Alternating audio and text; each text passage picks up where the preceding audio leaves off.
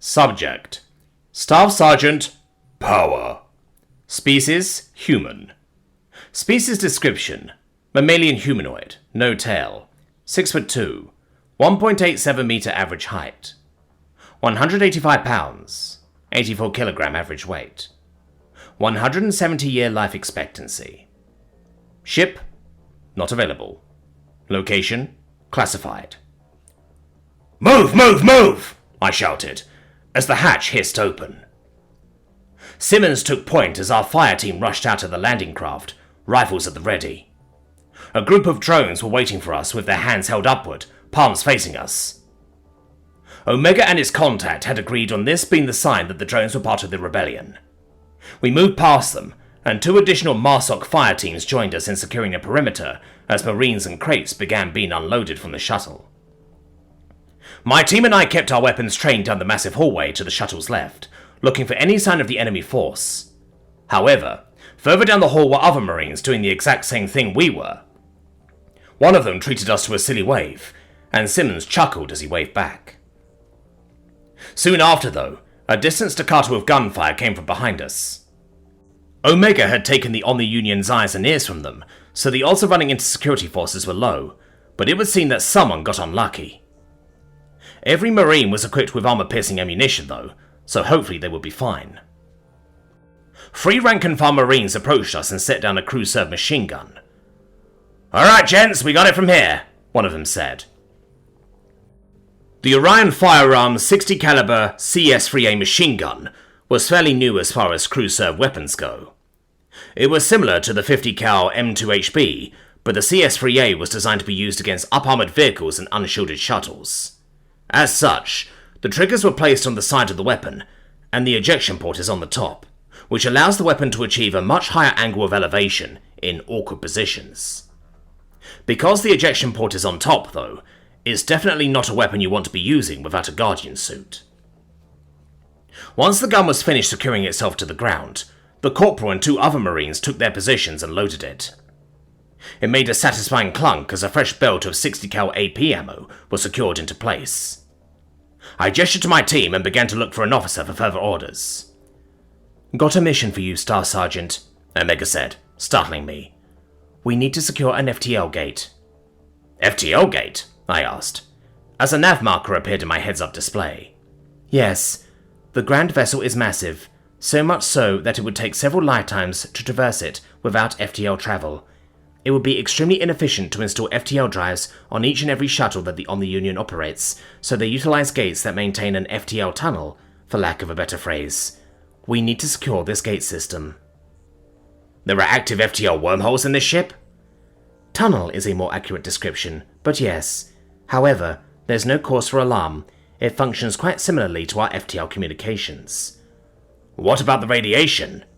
"Actually, they have remarkably efficient radiation absorbance on these gates. Unfortunately, we've designed our tech to work around and with radiation, so their technology will have little to no impact on the way we currently utilize FTL. Perhaps it can be used to make more efficient reactors. At any rate, we need to make sure that we can use these gates. Otherwise, this assault is going to last much, much longer than your natural lifespan.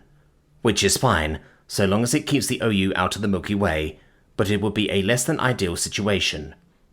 "Understood," I said. I explained our mission to my team as the 2 fire teams that had secured the perimeter joined us. The leader of each team walked up to me, and the rest of the Marines began to mingle. Their icons changed to indicate that they were now under my command. "They've got you as Alpha Team," Staff Sergeant Ramirez chuckled. "Guess that answers the question of who's in charge." "Good to see you again, Ramirez," I replied. "I've got Sergeants Hanson and Smith, as well as Corporals Johnson and Simmons." "I've got all Corporals," Ramirez said. "He has got Femane, Fogg, and Wiseman." "Damn, you're lucky. I've got mostly Boots." Gunnery Sergeant Kim sighed. "Corporal Dewey and Lance Corporals Goetz, Langhell, and Quartermain." "Are they still trainees?" I asked. "Yeah, but they're towards the end of it. All that's left is to get them time in the pit." "That sucks," Ramirez laughed. "Imagine doing all this and then having to go through the pit." The pit, known to the rest of the galaxy as the Olympus Mons Marine Corps Training Base, hosts the final tests of various special operations programs, including the Marine Special Operations Command Program. MARSOC candidates were pitted, no pun intended, against trained wetwork operatives in a month-long survival simulation. The crater of the giant long-dead volcano offers a wide variety of both simulated and natural environments to test the capabilities of potential MARSOC operatives. Honestly, surviving the harsh environments is the easy part. The hard part is the psychological warfare that candidates have to endure. There are two parts to these tests. The first part determines how well a candidate fails the impossible objectives they are given. The second part determines how well a candidate resists various interrogation techniques once they are inevitably captured whilst trying to accomplish their impossible objective. Many critics argue that the tests are barbaric and outdated. They say that there are many modern methods of testing a person's integrity and capability, and forcing trainees to risk their lives just to prove themselves is mere bravado. Honestly, they might be right, but the Marine Corps is as open to change as a mountain range. Plus, the results speak for themselves. Well, at least they seem to be getting along, Gunny Kim said with a dark chuckle. I turned to find him staring at Corporal Simmons and Lance Corporal Quatermain. Their body language suggested a heated debate, but they were using point-to-point comms to do it. I could only hope that the discussion didn't end with Simmons getting yet another referral to species relations. We let the Marines mingle for another minute while we discussed our formation, then broke them up and grabbed the gear from the list Omega gave us. The lead senior of each team was given a portable cover to carry. By the time we started to head out, the shuttle we had arrived on had been replaced by a new one with more Marines and crates. As we made our way down the cavernous corridor, the thud of our boots set me on edge a bit. In preparation for the invasion, we had swapped out our stealth gear for a standard loadout. I'd grown so used to the quietness of the R-8B Advanced Guardian suit that the R-8A kind of felt like wearing a cannonless tank. Despite the extra weight of the portable covers, we were able to move at a fairly rapid pace. Omega had sealed most of the security doors, so we rarely had to check intersections. Still, the closer we got to our destination, the more adrenaline pumped through me. This FTL gate thing is a vital objective, so vital that it needs to be seized as soon as possible. As such, Omega was forced to send units to do so. But why 3 fire teams? One well-armed and armoured fire team is perfectly capable of forming a defensive perimeter that would be difficult to penetrate. 2 would be more reasonable, but most commanders would call it overkill. More than 2 means... We came to a stop in front of a door that was similar to the one we had to pry open during our last visit. Simmons nodded at Johnson, who placed detonation cord around the frame of the door. We formed up and prepared to breach on Simmons' mark. "Go!" he shouted. Johnson triggered the deck cord, and a dull thud rocked the corridor as Simmons slammed himself into the door with the full weight of his Guardian suit. The sound of the door hitting the ground was immediately followed by the sound of lasers hitting energy shields. Simmons began to fire and seek cover as the rest of us followed him into the room. "Deploy the covers!" Gunny Kim ordered. Several of the VI platforms were standing toward the center of the room, flanked by 2 gigantic mechs. Sergeant Smith deployed the portable cover he was carrying, and the 3 other members of my team got behind it. I began making my way in their direction, as I picked off the humanoid platforms to decrease the enemy's volume of fire. Just before I reached them, a vaguely familiar whirring noise made the hair on the back of my neck stand up. "Get down!" I shouted. I hit the deck a mere moment before a ball of plasma flew over me. A wave of heat managed to make its way from my suit's climate control, and my shields fizzled down to a quarter of their capacity. A sickening pop came from behind me, as I focused my fire on the mech that hadn't launched its plasma, hoping to prevent it from doing so. My bullets pinged off its armored torso and legs, but seemed to have some effect on its arms and joints. Once my mag went dry, I leaned on my side and grabbed one of the cubes hanging from my suit's cuirass. With my thumb, I twisted the top half of the cube and pressed the resulting indentation. "Grenade out!" I called, tossing the cube toward the mech. It soared through the air as the ominous whirring sound began again. As the second mech's lower left arm began to glow, the grenade exploded directly beneath its well-armored torso. I reloaded my weapon as the mech recovered and began to fire its lasers again. Fairman and Dewey tossed grenades at the first mech, and after a couple of concussive thuds, it fell into a pile of scrap. "Check on Quatermain!" Gunny Kim shouted. "It's just legs, Gunny!" Langhill replied with a shaky voice.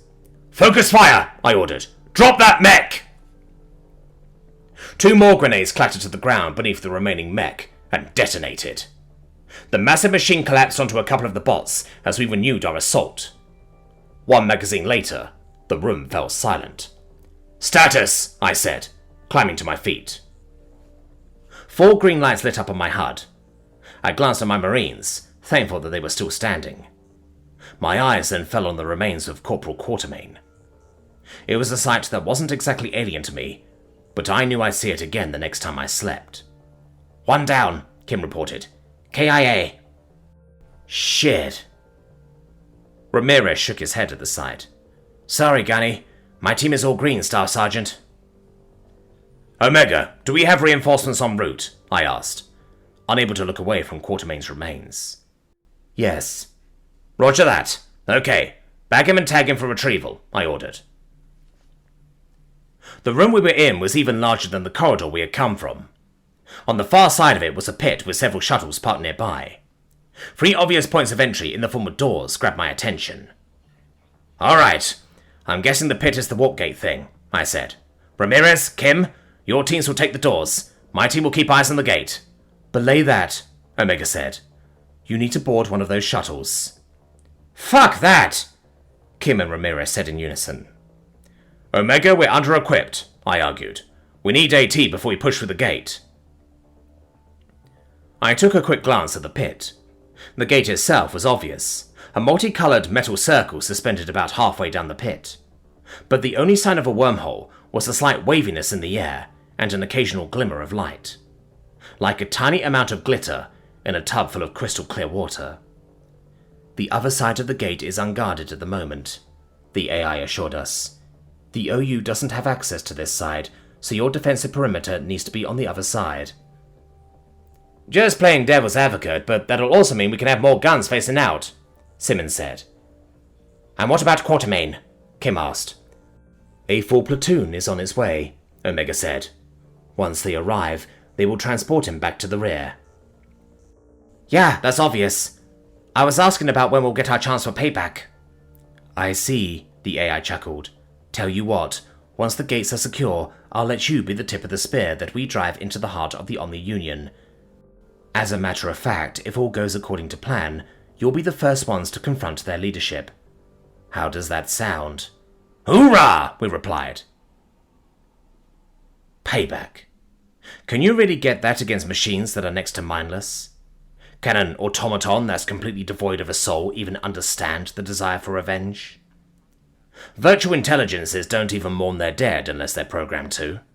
And even then it's performative. They can't be killed, only broken.